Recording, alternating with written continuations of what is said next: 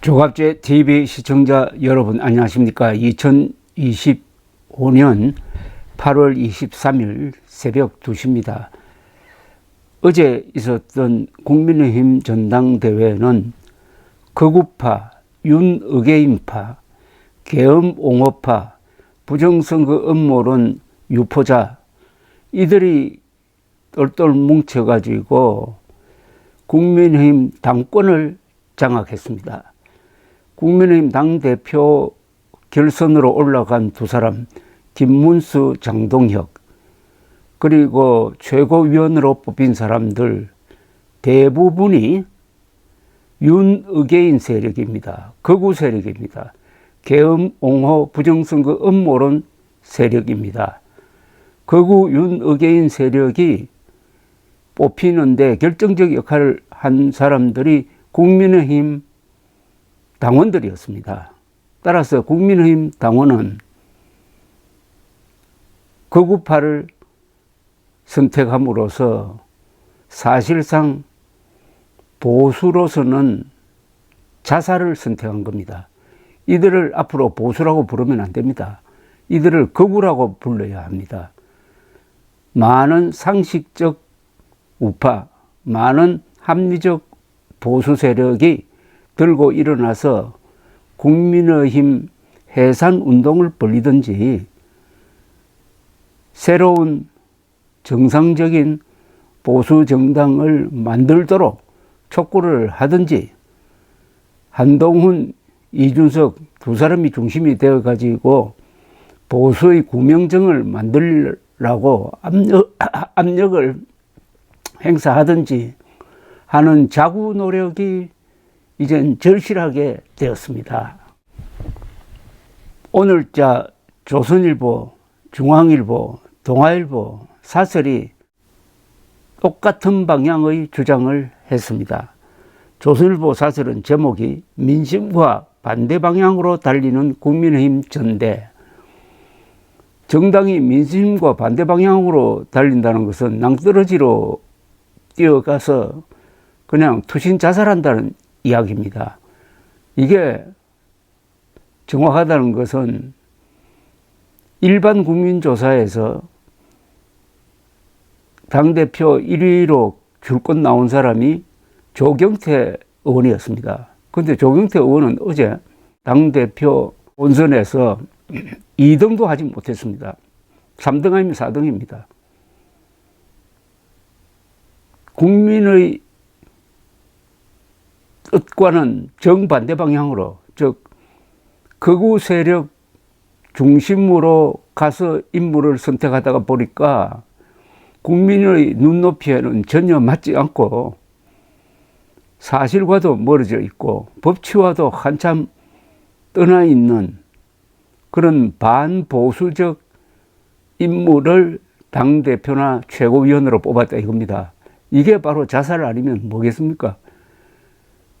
정당이라는 것은 민심을 떠나면은 물을 떠난 물고기처럼 죽게 되는 것입니다. 우선 조선일보 사설을 제가 소개를 해드리겠습니다. 민심과 반대 방향으로 달리는 국민의힘 전당대회. 새 지도부를 뽑는 국민의힘 전당대회에서 반탄핵파 김문수, 장동혁 후보가 당대표 결선 투표에 올랐다.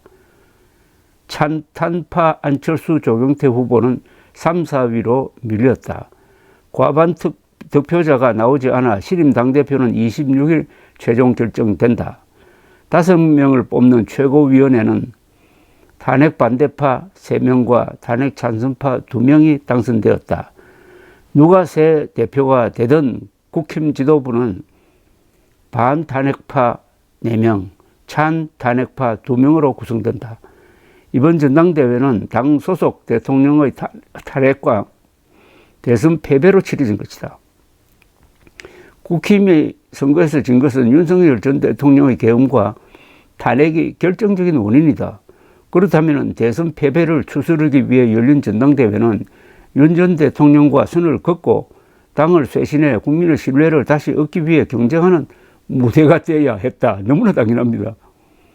그것이 국민의 마음을 얻어 후위를 도모하는 수권 정당의 자세다. 그런데 국민의힘 전당대회는 초반부터 탄핵 반대파의 압도적 우세 속에 진행되었다. 반탄핵파는 탄핵은 폭거라고 주장하며 탄핵 찬성파를 향해 배신자라고 했다. 윤 전 대통령 재입당을 언급한 후보도 있었다. 윤 의견을 주장하는 유튜버 전한길 씨가 합동연설회장에서 소동으로 물리적 충돌을 일으켰다. 탄핵 찬성파 후보는 전한길 씨 제명을 요구했지만 솜방망이 징계에 그쳤다. 탄핵 반대 후보는 윤의개인 세력의 표를 보고 그의 눈치를 살폈다. 국힘 전당대회는 반탄, 찬탄도 모자라 반전한길, 친전한길로도 갈라졌다. 정치 유튜버 한 명에게 휘둘리는 국힘을 보고 고개를 가로젓는 국민이 적지 않았다. 일반 국민 60%가 윤 대통령 탄핵에 찬성했다. 그런데 이날 반탄핵파 후보 2명이 얻은 득표율은 무조건 50%를 넘게 된다. 국힘은 국민 여론의 반대편에 서는 정치 집단이 되었다. 이게 아픈 얘기죠. 이 국민의힘이란 장명이 잘못된 겁니다. 국힘은 국민 여론의 반대편에 서는 정치 집단이 되었다.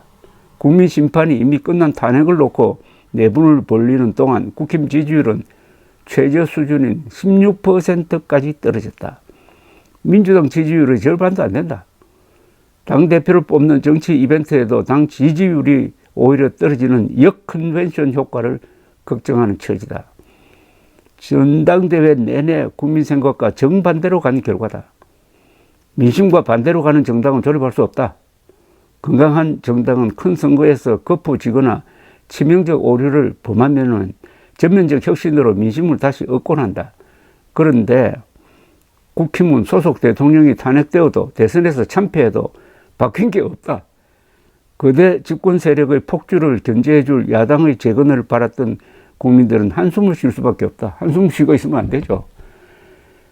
합리적 보수 세력이 들고 일어나가지고 이런 국민의힘 해산 운동을 벌리든지 새로운 보수당 창당 운동을 벌려야 되죠.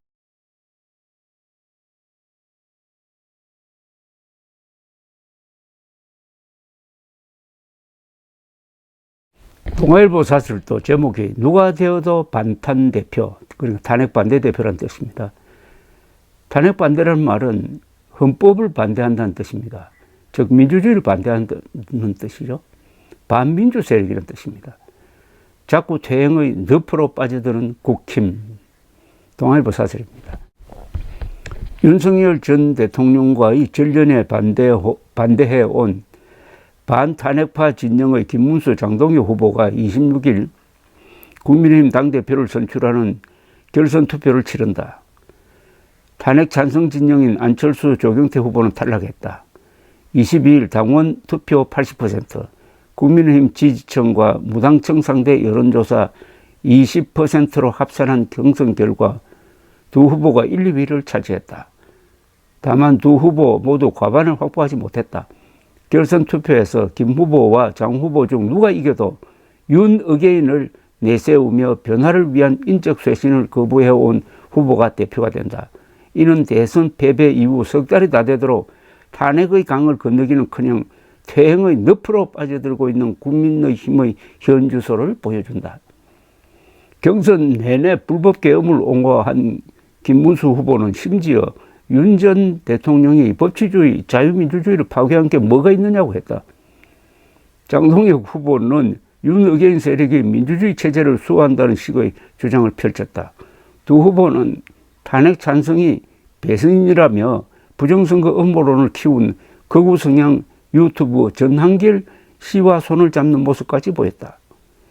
계엄이 민주주의에 헤아릴 수 없는 해악을 끼쳤다는 헌법재판소의 파면 결정을 정면으로 거스르고 민심과 담을 쌓으며 반탄 진영이 제1야당의 대표 자리를 예약한 것이다.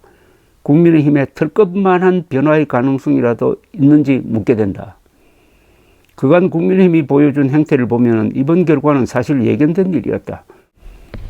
탄핵 반대 당론 무효화, 윤 전 대통령 전행에 대한 사과와 전련의 당헌, 당규 포함 친윤 핵심들에 대한 인적 청산까지 계엄의 망령에서 벗어나기 위한 그 어떤 쇄신안 하나 받아들이지 않았다. 찬탄 진영의 안 후보, 조 후보도 경선 과정에서 혁신의 구체적 청사진을 제시하지 못한 채 메아리 없는 외침에 그쳤다. 김 후보와 장 후보는 이제라도 경선 때 보인 뒷걸음질에서 벗어나야 한다. 국민의힘은 최근 여러 여론조사에서 여당의 절반도 안 되거나 절반을 조금 넘는 지지율을 보이고 있다. 제1야당이 법치와 민주주의를 부정하는 반탄당을 자처하는 한 그 어떤 정부 여당 견제도 국민의 공감을 얻기 힘들다. 오히려 매서운 심판의 칼날이 국민의 힘을 향할 수밖에 없을 것이다. 그 매서운 심판의 칼날은 위헌정당으로 규정해가지고 해산을 하든지 아니면 내년 지방선거에서 참패를 내리든지 뭐 그렇게 되겠죠. 중앙일보 사설도 같은 결입니다. 윤어게인 후보끼리 맞붙게 된 국민의힘 결선. 누가 되든 반상식적 수구 노선 고수 우려. 변화와 혁신 없으면 국민과 더 멀어질 것. 제1야당이 이렇게 지리멸렬하니 집권당에 대한 견제가 제대로 이루어질 리 없다. 더불어민주당은 정청래 당대표가 국민의힘 송원석 비대위원장과 인사조차 하지 않는 가운데 방송 3법, 노란봉투법, 상법 개정안 등 논란 법안들을 잇따라 강행 처리하고 있다. 집권당의 독주를 막지 못하는 제1야당의 무력한 모습은 민주주의와 의회 정치를 위해서도 결코 바람직하지 않다. 독주하는 정권에 대한 견제와 균형이 무력화하면 결국 그 피해는 국민에게 고스란히 돌아간다. 26일 선출된 새 대표가 무너진 국민의힘을 재건하려면 반 이재명만 외치며 반사 이익으로 연명하려는 안이함부터 버려야 한다. 무엇보다 윤석열 부부와 단호하게 전련하고 전당대회를 거치며 더욱 깊어진 개파간 갈등의 골을 메우는 데 전력해야 한다. 빠른 시일 안에 변화된 모습을 보여주지 못하면 새 지도부도 조기에 붕괴하고 비대위 체제로 돌아가는 악순환에 빠질 수 있다. 이제 국민의힘은 고쳐설 수 없는 정당이 된 것은 그들 스스로가 이제 인정을 한 셈입니다. 고쳐설 수 없으면 버리는 게 맞습니다. 한국의 보수 세력은 그동안 이승만, 박정희, 김영삼으로 내려오는 건국, 부국, 강병, 민주화의